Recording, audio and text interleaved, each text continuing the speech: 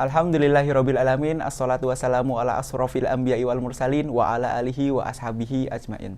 Rabbi shrah li sadri wa yassir li amri wahlul 'uqdatam min lisani yafqahu qawli. Alhamdulillah, pada kesempatan yang berbahagia ini kita kembali lagi di podcast MTR, Utang Lunas Bisnis Berkelas. Alhamdulillah, acara ini dipersembahkan oleh Masyarakat Tanpa Riba dan Syariah Award. Alhamdulillah, pada kesempatan yang sangat luar biasa, kita ada kedatangan tamu yang luar biasa juga. Beliau adalah pengusaha dari Ponorogo. Beliau hadir di Masyarakat Tanpa Riba dan kita akan belajar kepada beliau. Belajar bagaimana? Beliau menyelesaikan utangnya sebesar 252 miliar. Dan alhamdulillah selesai. Benar-benar selesai dan real. Makanya kita akan banyak belajar kepada sosok beliau. Beliau adalah Bapak Saikhul Hadi dan Ibu Titi Setiawati. Assalamualaikum warahmatullahi wabarakatuh, Bapak Ibu. Assalamualaikum warahmatullahi wabarakatuh. Masya Allah, alhamdulillah, ahlan wa sahlan. Selamat datang di Masyarakat Tanpa Riba, Bapak Ibu sekalian. Gimana kabarnya nih Pak Saikhul Hadi, Ibu Titi? Alhamdulillah sehat walafiat dan bisa silaturahmi di KSW sini. Memang saya janji dari Merauke. Baru tiba Selasa malam. Iya. Alhamdulillah hari Kamis sore berangkat dari Ponorogo, pagi sudah nyampe KSW. Masya Allah, kebahagiaan jauh-jauh. Beliau asli dari Ponorogo, namun beliau dari Merauke, dari negara kita paling ujung. Datang jauh ke Masyarakat Tanpa Riba dalam rangka untuk belajar bareng-bareng, memberikan motivasi kepada teman-teman sekalian yang terjerat utang dan riba. Begitu ya Pak. Ibu bagaimana kabarnya? Capek nggak Didi?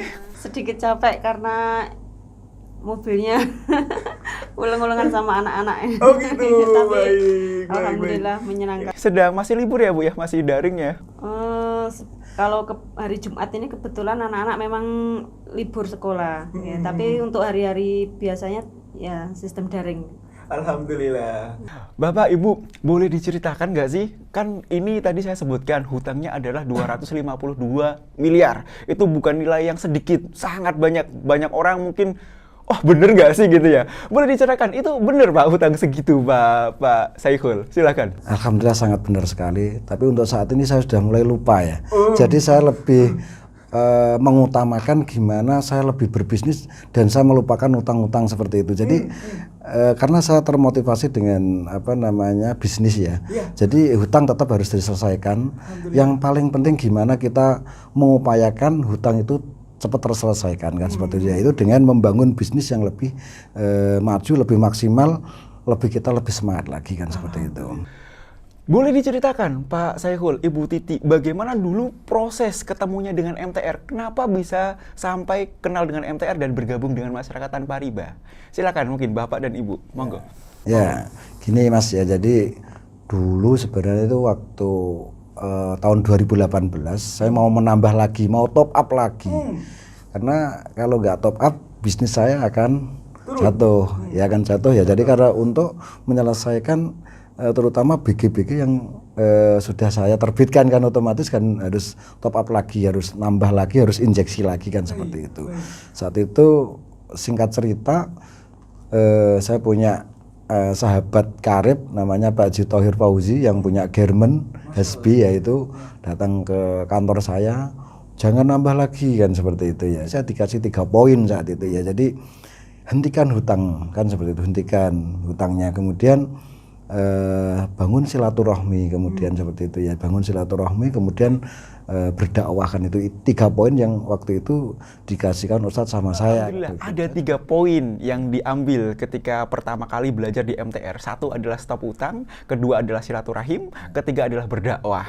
Baik, Pak, boleh diceritakan proses penyelesaian utang dari awal sampai akhir itu berapa lama, Pak Saikhul? Silakan. Ya alhamdulillah kalau nggak salah itu selama 1 tahun ya. Jadi kita lebih maksimal. Jadi karena saya punya tim, punya manajemen, jadi saya bagi masing-masing seperti itu. Jadi ada yang ngurusi secara administrasi, ngurusi hutang, ada yang di lapangan itu gimana creating demand, menciptakan permintaan di bawah agar kita itu bisnisnya lancar. Kemudian saya termasuk membangun konsep, jadi saya bagi masing-masing yang sesuai itu, yang disesuaikan arahan Ustadz kan seperti itu.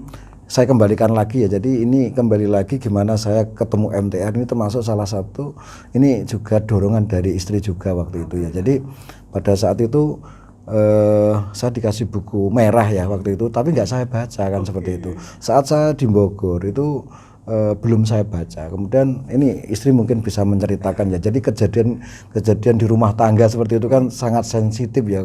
Mudah apa ya? Mudah bertengkar, mudah apa. Nah, ini pada saat itu istri saya itu membaca di buku merah tersebut. Mungkin bisa dijelaskan sama istri ini ya. Silahkan Bu, bagaimana proses Bapak hingga akhirnya ketemu dengan MTR nih versi Ibu nih, Bu Titi Setiawati. Silakan Bu Titi. Waktu itu pertama kali dikasih buku merah sama Pak Haji Thohir itu cuma ditaruh aja di atas meja itu, enggak pernah dibuka, enggak pernah.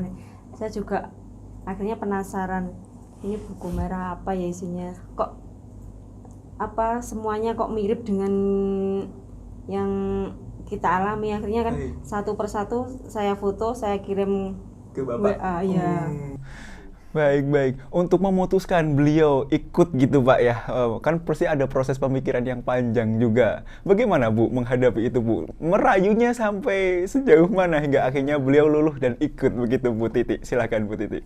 Iya, saya tidak merayu, tidak pakai kata-kata, saya cuma kirim apa gambar-gambar yang ada di buklet itu saya kirimkan gitu sama aja. buku merah itu, jadi dibunderi itu dikirim ke saya gitu. Ada poin-poin yang ada permasalahan keluarga gitu, terutama kan di situ ya. Baik. Jadi di buku merah ada kata-kata sakti yang Ibu kemudian lingkari ini poinnya, kemudian foto dan dikirimkan ke Bapak. Dan Bapak mak jelep gitu bahasanya, atau gimana? Pada saat itu kan waktu malam ya, jadi pada saat itu kan pas sholat malam saya buka WA istri. Oh kok menyentuh banget ini. Saya belum buka sama sekali. Jadi saya dikasih Abah Thohir itu belum saya buka. Waktu itu saya melihatnya, wah kok sesuai dengan apa yang kejadian di keluarga saya kan seperti itu. Jadi baru itu saya termotivasi untuk gimana saya memang benar-benar mengikuti apa yang di MTR gitu. Maksudnya saya ikut MTR gimana untuk menyelesaikan tanpa hutang kan seperti itu. Jadi sebelumnya memang saya sudah punya prinsip, sudah punya keinginan saya umur 40 sampai 45 harus selesai hutangan seperti itu. Jadi waktu itu ya setiap umroh apa saya berdoa. Yang terjadi setelah umroh itu saya nambah lagi kan seperti itu, karena belum ada solusinya. Dan alhamdulillah setelah ketemu MTR baru ada solusinya untuk menyelesaikan hutang. Ternyata ya 3 poin itu tersebut ya. Jadi 1, hentikan hutangnya, berdakwah ya toh, silaturahmi. Ini yang memang harus dilakukan oleh sahabat-sahabat semua. Ini adalah poinnya. Ini silakan dikembangkan sendiri kan seperti itu. Ini dari segi ya tetap kita harus semangat kerja kan seperti itu. Gimana kita memperoleh hasil yang luar biasa ini yang memang harus kita lakukan. Selain itu ya memang karena apa, silaturahmi berdakwah ini kan benar-benar yang itu yang membuat kita itu banyak celah, banyak konsep kan seperti itu. Baik. Ya. Pak, ada pertanyaan Pak. Utang 252 miliar itu untuk apa itu Pak? Karena kan nggak kebayang bagi orang-orang di luaran sana gitu Pak ya. Monggo diceritakan Pak. Dulu sebenarnya saya awalnya tuh ya tidak punya utang ya. Jadi saya mulai kecil, mulai dari 150 juta ya. Sebenarnya saya mungkin sudah diingatkan sama Allah ya. Pada saat 150 juta hutang itu kebobolan maling. Jadi saya belikan barang ya toh, itu dibobol maling. Jadi dari lewat atas itu dibobol maling hampir habis seperti itu. Tapi kita kan belum menyentuh di situ ya saat itu. Jadi hutang lagi saat itu juga ada pembobolan bolak-balik juga. Sebenarnya kan itu juga diingatkan, tapi kita belum terkonek ya di situ ya. Jadi sampai utang sebegitu besarnya itu memang saya itu lebih ke keinginan. Jadi investasi di mana-mana. Jadi konsep saya ingin membuka cabang di mana-mana. Inilah yang terjadi sampai hutang cukup banyak sekali gitu. Ada berapa cabang Pak yang sudah dibuat itu, ada sampai berapa cabang? Ada 15 cabang. 15 cabang. Ya. Tersebar di seluruh Indonesia. Seluruh Indonesia ya.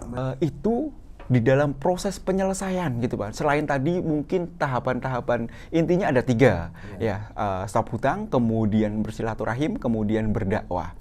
teknis-teknis apa nih Pak? Ada cerita-cerita menarik apa di dalam proses penyelesaian? Mungkin sama ibu gitu, mungkin datang ke lembaga keuangannya, atau mungkin ditolak oleh lembaga keuangan, atau mungkin ada cerita-cerita menarik gitu. Monggo Pak Saihul.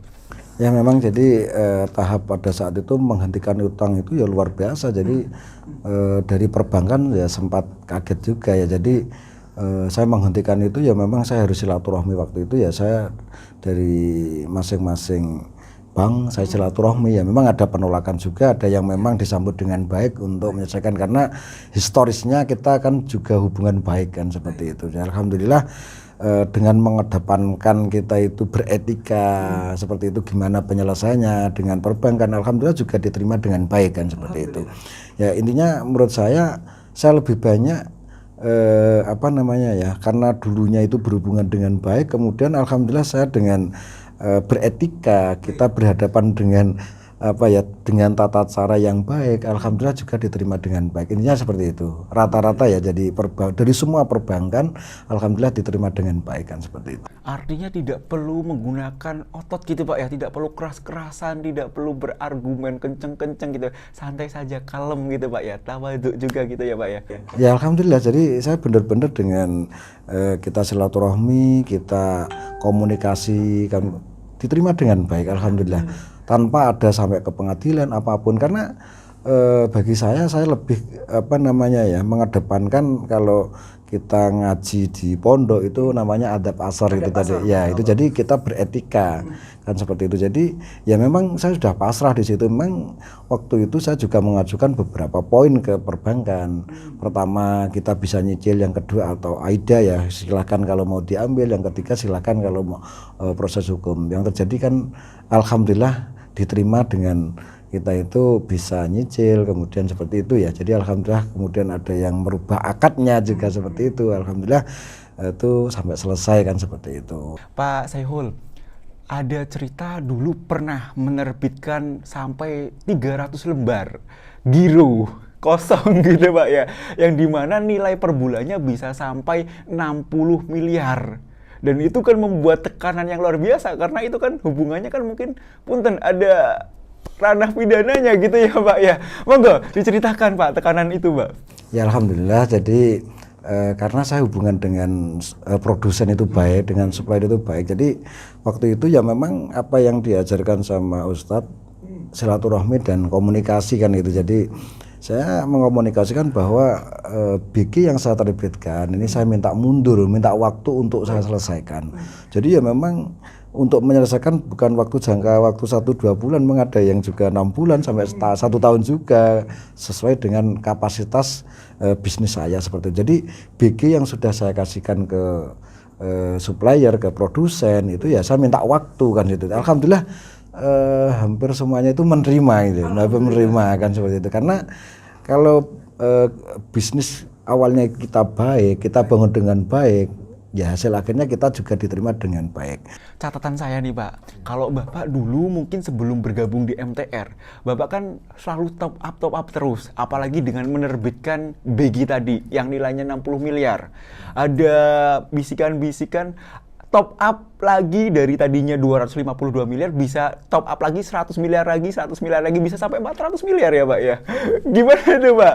Ya saat itu kalau nggak di stop, terakhir itu sebenarnya sudah di ACC sama perbankan itu 150 miliar. Jadi dari 250 itu tambah lagi 150-an kan seperti itu. Jadi sudah menjadi 400 sebenarnya, tapi karena atas pertolongan Allah, atas lantaran Pak Haji Thohir tersebut, saya nggak jadi nambah kan seperti itu. Jadi alhamdulillah kan di situ. Jadi ternyata menyelesaikan masalah dengan masalah kan seperti itu. Dulu berpikir bahwasanya oh ini harus di top up lagi 150 miliar, tapi tidak dengan top up 150 miliar, tapi selesai dan alhamdulillah sekarang bisnisnya masih running well ya Pak ya, masih bagus. Sampai saat ini alhamdulillah ternyata bisa inovasi, bisa membuat hal yang baru yang sebelumnya belum saya lakukan kan seperti itu. Ternyata dengan perubahan-perubahan tersebut itu luar biasa untuk peningkatan omset, peningkatan terutama margin ya memang di situ. Alhamdulillah. Bu, before and after-nya Bapak nih Bu, sebelum beliau bergabung ke MTR, kemudian setelah gabung ke MTR, apa nih Bu, Pak, Bu yang merasa, oh Bapak semakin apa, atau tambah bagaimana, atau bagaimana? Silakan Bu Titi. Setelah gabung MTR Ya. tambah soleh gitu. Alhamdulillah, alhamdulillah. Pak, banyak opini dari masyarakat yang mengatakan bahwasanya kan ketika mau bangun bisnis ya, mau bangun pabrik, kan berarti harus menggunakan modal yang besar. Karena kan ini bukan sekedar toko kecil atau toko yang nilainya ratusan juta, tapi kalau membangun pabrik kan miliaran. Dan Bapak membuktikan bahwasanya tidak dengan modal yang besar, tapi menggunakan modal yang ada dan bisa menghasilkan pabrik yang dalam 1 jam hasilnya bisa menghasilkan pupuk organik ya Pak ya? Pupuk kimia. Pupuk kimia sebesar 1 jam itu 110 ton ya? Atau 1 ton? Itu gimana Pak ceritanya? Monggo Pak Saiful. Ya gini ya, jadi ada konsep-konsep pada saat saya sudah gabung dengan MTR dan banyak konsep ya yang terjadi. Jadi saya membuat yang dulunya toko biasa ya, membuat toko biasa, kemudian saya rubah sekarang menjadi supermarket. Jadi mungkin ini adalah toko pertanian satu-satunya di Indonesia yang belum ada, yang saya punyai, yang saya miliki ya ini. Jadi supermarket pertanian. Jadi seperti itu. Jadi ini luar biasa, setelah saya evaluasi ternyata dari bulan ke bulan ini omsetnya cukup luar biasa, sampai 100% kan. Iya, untuk ini di tingkat supermarket. Kemudian saya berpikir saat ini kan saya banyak nganggur di rumah waktu itu ya. Jadi ada COVID-19 ini, jadi nggak bisa kemana-mana. Jadi ada konsep lagi. Nah sekarang subsidi pemerintah mengenai pupuk kan mulai dikurangi. Otomatis kan kebutuhan pupuk kan semakin banyak kan seperti itu. Kemudian kelangkaan yang terjadi kan seperti itu. Jadi saya berpikir ada lahan untuk bisa produksi pupuk kan seperti itu. Di sini nanti pupuknya bukan pupuk organik ya, karena yang di sahabat-sahabat MTR yang sudah punya pabrik pupuk organik sudah banyak, saya ngambil ke pupuk kimianya. Jadi SP, NPK dan nanti yang lain juga ya seperti itu. Jadi saya mikir padahal kebutuhan untuk membuat pabrik dulu saya mikirnya itu sebenarnya lokasi yang mau saya bangun ini saya sudah mengajukan waktu itu ke Abang, itu sudah 20 miliar, sudah di ACC waktu itu karena ikut MTR nggak jadi kan seperti itu. Ini mau memang tak buat untuk pabrikan kan seperti itu, karena nggak jadi itu ya memang sempat nganggur kan seperti itu. Kemudian punya uang sedikit ya memang saya ingin punya pabrik pupuk ya, atau pabrik pupuk, dan alhamdulillah ada kawan, ada sahabat yang memang di situ untuk support saya. Wes yang penting seadanya, yang penting bisa produksi dan nanti kita bisa menambah lagi kan seperti itu. Dan alhamdulillah insya Allah untuk bulan ini sudah mulai produksi ya kan seperti itu, karena ya bulan ini mulai insya Allah mulai besok sudah uji mesinnya, trial mesinnya itu seperti itu. Jadi insya Allah untuk bulan ini sudah mulai produksi ya. Jadi minta doanya semoga lancar dan bisa berkah untuk para petani Indonesia kan seperti itu. Dan target saya memang saya akan menambah lagi kan itu. Jadi nantinya jadi dengan produksi tersebut kita jual, karena sudah saya bangun di bawah ya. Jadi saya sudah punya jaringan, sudah punya tenaga ahli juga, sudah punya tenaga lapangan, sudah punya partner customer tersebut ya. Memang nanti kita cepat untuk memasarkan kan seperti itu. Jadinya nanti jadi uang bisa nambah pabrik-pabrik lagi, tidak harus membangun investasi besar-besaran.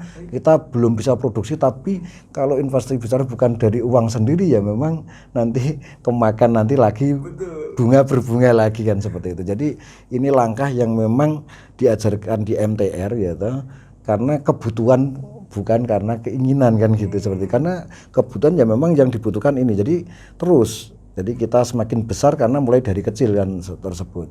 Yang penting adalah kita sudah punya pasar dulu kalau membangun produksi kan seperti itu. Jadi kalau kita punya produk, yang harus kita siapkan adalah pasarnya. Dan alhamdulillah di PT Keraton Agri Nusantara ini pasar sudah terbentuk, tinggal kita itu tinggal ngisi saja kan seperti itu. Ya. hutang 252 miliar selesai, bangun pabrik, dan sudah nggak bayar cicilan. Kebahagiaan, cuma Pak, yang dirasa bagaimana Pak? Biar bisa memotivasi yang lain gitu Pak, silakan. Ya alhamdulillah, cukup luar biasa, sudah nggak bisa diungkapkan ya itu. Yes, alhamdulillah kita tinggal berbagi dalam hal ini gimana saya berbagi dengan teman-teman MTR, dengan masyarakat Indonesia kan seperti itu. Jadi gimana melangkah berbisnis tanpa hutang kan seperti itu. Kemudian yang sudah terjerat gimana kita saya pribadi memotivasi gimana agar bisa keluar dari masalah-masalah hutang kan seperti itu. Ini adalah bagian dari bagian dari saya sendiri kan situ, keinginan memang gitu, keinginan untuk gimana berbagi untuk teman-teman semuanya seperti itu. Baik. Utang lunas miliaran itu suatu hal yang nyata gitu Pak ya, utang. Jadi nilai utang itu kan bukan dari nilai jumlahnya kan gitu kan. Banyak juga yang nilainya kecil tapi pusing juga gitu ya Pak ya. Pak, boleh kasih saran nggak sih Pak buat para pengusaha khususnya yang mereka sedang terjerat ke utang gitu ya, baik utangnya berapapun, khususnya para pengusaha yang utangnya miliaran Pak, saran-saran yang mereka harus lakukan apa Pak Saihul? Ya memang untuk masalah hutang yang sudah saya lakukan, yang sudah saya benar-benar hutang itu membuat tekanan yang luar biasa. Jadi ya memang harus dilakukan kepada sahabat-sahabat semua. Ya memang hutang itu harus diselesaikan. Tapi gimana solusinya itu adalah gimana tetap semangat. Kalau nanti cuma ngurusi utang ini aja, berpikir fokus di hutang saja, nanti nggak akan selesai hutang tersebut. Nah, gimana solusinya? Ya ini kerja lebih keras lagi, gimana kita memperoleh celah kan seperti itu. Jadi jangan ini hutangnya disingkirkan dulu kan seperti itu. Mikir bisnisnya ini yang memang harus kita lakukan seperti itu. Kalau cuman contoh ya, kita punya sertifikat di situ, kemudian kita bela-bela, tapi nggak ada pekerjaan kan juga sama juga bohongan seperti itu. Jadi biarkan dulu. Memang kalau memang itu masih milik kita ya memang masih kembali kan itu. Jangan dipikirkan kan seperti itu. Jadi bangun lagi bisnis kan seperti itu. Yang terjadi kan orang-orang kan eman di asetnya. Kemelekatan itu loh. Jadi lepaskan dulu kemelekatan gitu. Ya udah, kalau memang itu milik kita ya kembali lagi. Yang penting saran saya memang yang terbaik membangun bisnis yang memang bisnis yang nyata, yang benar-benar menghasilkan uang kan seperti itu untuk menyelesaikan hutang tersebut kan seperti itu. Berarti kita fokusnya ada di opportunity-nya ya Pak ya, di peluangnya, di usahanya. Kita memang masih memiliki utang, tapi kita tidak memikirkan terus di posisi utang tersebut. Kita berpindah fokus ke usaha, hingga akhirnya usaha berkembang, dapat income itulah untuk melunasi utang. Begitu ya Pak. Alhamdulillah. Positifnya adalah Pak Saihul ini balance-nya adalah ketika memang usahanya alhamdulillah mulai kreativitas tadi muncul, mulai ketika utang lunas, mulai bikin pabrik gitu ya. Kemudian antara kehidupan sosial, kemudian kehidupan berbisnis itu balance. Dan keluarga juga ya Bu ya, kehidupannya balance. Pak Saihul ini terkenal sebagai warga Nahdiyin yang luar biasa karena menjadi bagian dari Tanfidiyah ya Pak ya. Boleh diceritakan Pak Saihul? Ya alhamdulillah untuk masalah di NU ya memang saya itu karena darah dagingnya sudah NU. Saya untuk di sosialnya ke kepengurusan Nahdlatul Ulama, jadi di PCNU Ponorogo. Saya saat ini jadi bendara. Alhamdulillah. Jadi lewat sosialnya, lewat seperti itu biar nanti kita itu dekat dengan Pak Yai kan, para Yai ya. Jadi kan kalau ada salah-salah ada yang benarkan kan gitu. Ada yang ingatkan kan, ada yang lurusin betul ya gitu. Amin. Biasanya sampai ini Pak, kan biasanya kegiatan-kegiatan sosial itu kan kalau ada kegiatan sosialnya biasanya sosialnya yang tinggi itu ya, dan ketika dia kegiatan sosial, kegiatan bisnisnya terabaikan, terbengkalai. Apalagi nanti kegiatan keluarga terbengkalai lagi gitu. Waktu untuk keluarga nggak ada. Apalagi kalau misalkan kita kegiatan bisnis, sosialnya terbengkalai, keluarga apalagi. Bagaimana untuk membalancekan gitu Pak, untuk seimbang antara sosial, kemudian keluarga dan bisnis Pak? Ya memang kita harus bisa membagi ya. Memang kalau kita turuti masing-masing itu ya memang kita habis untuk itu ya salah satu ya. Memang kita harus fokus. Meskipun nanti di kegiatan organisasi mana yang saya ambil yang penting ya seperti ya saya mengikutinya, kemudian di keluarga ya memang benar-benar juga saya memang harus saya backup juga untuk keluarga, kemudian juga bisnis ya memang seperti itu. Jadi karena kantor saya dengan rumah itu dekat, jadi meskipun sarapan pagi ya di rumah sama istri, makan siang, makan malam, kalau mau keluar ya bareng-bareng gitu. Jadi kita nggak jauh kan seperti itu. Kecuali kalau saya sudah di luar daerah, kadang istri juga ikut, kadang anak-anak juga ikut, terkadang itu karena ada beberapa tempat yang memang nanti kalau seperti di Bojonegoro pun dekat dengan orang tua, jadi saya bisa silaturahmi pada orang tua juga sama keluarga seperti itu. Jadi harus bisa membagikan seperti itu. Intinya mana yang lebih penting ya memang kita dahulukan gitu. Jadi biar balance ya. Baik. Alhamdulillah Pak, kita kalau ngobrol sama Bapak sama Ibu ini nggak akan pernah selesai karena banyak sekali ilmu yang bisa kita ambil, kita mau ambil hikmahnya dari pembelajaran Bapak dan Ibu. Pak, kita ngobrol-ngobrol sedikit tentang, di akhir kita ngobrol tentang bagaimana usaha yang Bapak sedang jalani gitu ya. Bapak kan di bidang agribisnis gitu Pak ya. Bapak memiliki berapa toko gitu, mungkin teman-teman biar tahu Pak usaha Bapak gitu dan ada di mana saja gitu Pak, dan apa yang sedang kerjakan. Monggo Pak Saikhul. Ya, jadi saya dulu mempunyai konsep bisnis, saya ingin membuka retail lebih banyak ya. Saya membangun cabang-cabang itu tujuannya kan cash money ya, jadi itu. Jadi langsung ke retail ini lebih banyak. Jadi saya membangun cabang-cabang seperti itu. Jadi alhamdulillah ada 15 cabang. Kemudian juga sebagai retail langsung ke petani juga, langsung juga ke customer sebagai distributor, juga alhamdulillah saat ini sebagai produsen juga, baik itu pestisida maupun pupuk, dan kalau benih masih maklun lah kan seperti itu. Jadi kalau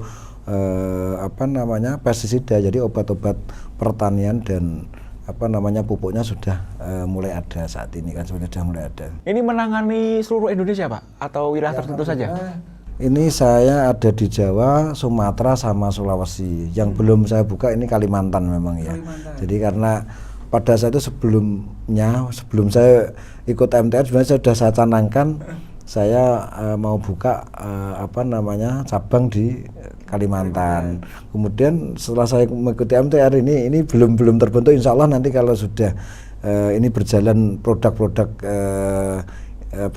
pestisida dan pupuk, insya Allah juga mau buka yang Kalimantan ya, ini sudah semuanya kan seperti itu. Baik, alhamdulillah. Bapak, Ibu tadi di awal ngobrol tentang bagaimana awal mula kenal dengan masyarakat tanpa riba, wasilahnya adalah buku merah MTR gitu Pak ya. Buku merah MTR ini adalah awal mula gerbang penyelesaian utang 252 miliar. Pak, boleh cerita sedikit, apa sih Pak yang mengena di dalam buku merah MTR ini Pak? Monggo, silakan. Ya, jadi buku merah bener-bener mengena banget ke kita itu. Jadi apa yang kita lakukan yang terjadi itu memang ada di buku merah kan seperti itu. Jadi ternyata solusinya juga yang nanti juga ada di buku merah juga kan seperti itu. Apabila kita mau berpikir kan seperti itu. Jadi bener-bener contohnya memberikan kepastian dengan ketidakpastian. Ya saat itu ya memang saya benar. Saya itu tiap bulan itu mengeluarkan bunga bank, kemudian yang terjadi kita belum tentu kita mendapatkan segitu kan seperti itu. Yang memang terjadi ya.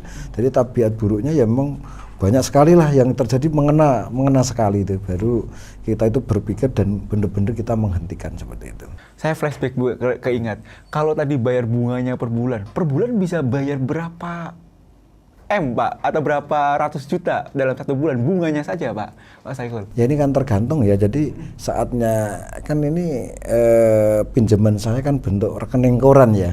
Jadi RK. Jadi kadang ya 1M, kadang 1M setengah sampai kadang 2M. Jadi ada itu fluktuatif ya, tergantung itu juga ya seperti itu. Masya Allah. Ya. Tapi alhamdulillah selesai, benar-benar selesai Pak. Alhamdulillah. Masya Allah. Baik. Tentang bagaimana usaha pupuknya gitu, kemudian usaha swalayan pertanian pertama kali di Indonesia Pak mungkin. Ya, yang belum ada ini, yang belum dilakukan oleh orang lain kan. Belum dilakukan orang lain dan Bapak sudah melakukannya. Sudah. Karena itu akibat dari bebas utang. Ya, jadi saya bentuk supermarket swalayan memang sudah tersistem ya. Jadi kita creating demand, menciptakan permintaan di bawah, kita punya tenaga ahli, gimana kita punya resep, kemudian gimana kita punya solusinya ada. Jadi tenaganya sudah terkonsep dengan baik sehingga kita bisa membentuk swalayan pertanian kan seperti. Alhamdulillah. Terima kasih, demikianlah perbincangan yang singkat tapi insya Allah bermanfaat Pak. Dan semoga ini bisa memotivasi teman-teman sekalian di luar yang sedang dalam proses penyelesaian hutang. Insya Allah ketika kita menyelesaikan utang selesai dan bisnis kita menjadi berkelas Pak, menjadi lebih bergairah, menjadi lebih memiliki kreativitas ya Pak ya, lebih berkah juga gitu ya Pak ya. Alhamdulillah Ibu, Bapak, terima kasih sudah mau mampir di podcast MTR. Terima kasih atas ilmu-ilmu yang diberikan, semoga bermanfaat gitu Pak ya.